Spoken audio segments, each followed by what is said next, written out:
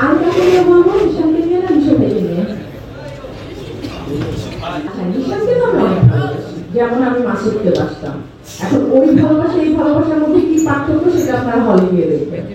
আর নিশো ভাইকে নিয়ে বলবো, নিশো ভাই তো নিশো ভাই, কি বলবো, বস তো বসই। এটা কেমন হলো, এখন কি করবো, এটা কি হবে নিশো ভাই, সব সময় আরে বাবা একটা শান্ত হওয়া সব ঠিক হয়ে যাবে।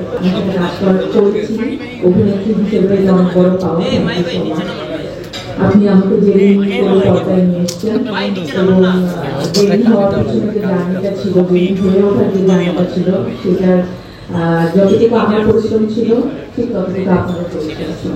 Thank you so much. এবার আসি প্রডিউসার, যারা প্রথমে আমাকে ভেবেছেন যে হ্যাঁ টমা এই ছবিতে কাজ করতে পারে, এবং ডিরেক্টর যখন ভেবেছেন তখন ডিরেক্টরের সাথে একমত হয়েছেন।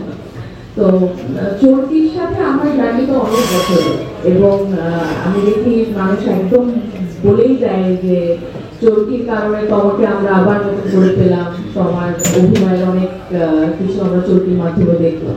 তো চোরটি আমার পরিবার, তো পরিবার নিয়ে তো বেশি কিছু বলার নেই। পরিবারের সদস্য, আমি ভুল করলেও পরিবারের, ভুল না করলেও, কাজ করলেও পরিবারের, কাজ না করলেও তো পরিবার যখনই রাখবে আমি পরিবারের সাথে আছি।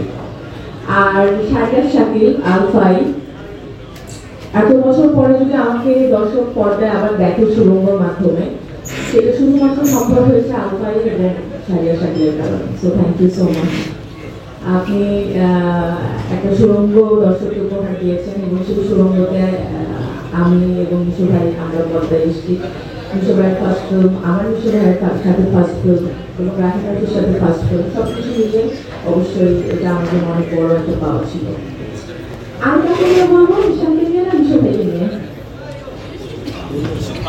এই বলো, মিশু ভাইকে নিয়েও বলো আর তোমার নিশানকে নিয়েও বলো। আচ্ছা, নিশানকে তো আমি অনেক ভালোবাসি, যেমন আমি মাসুদকে বাসতাম। এখন ওই ভালোবাসা এই ভালোবাসার মধ্যে কি পার্থক্য সেটা আপনারা হলে গিয়ে দেখবেন। আর মিশো ভাইকে নিয়ে বলবো, মিশো ভাই তো মিশো ভাই, কি বলবো, বস তো বসই।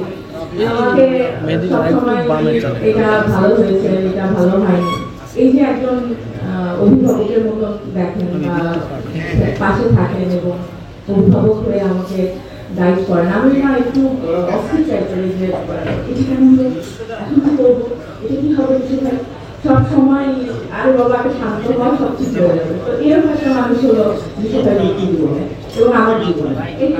এবং এখানে যারা আছেন আমি জানি সবাই আমাকে অনেক স্নেহ করেন, অনেক ভালোবাসেন, আপনাদের সাপোর্ট সবসময় আমার সাথে ছিল, সবসময় থাকবেও আমি জানি।